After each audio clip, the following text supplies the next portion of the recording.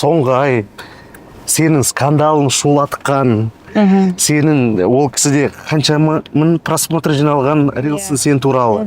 Атыраудың топ блогері деген Арушкинский. Құрметті атыраулықтар, мен сіздерге бүгінгі позор болған күнімді сіздерге мән-жайды айтқым келеді.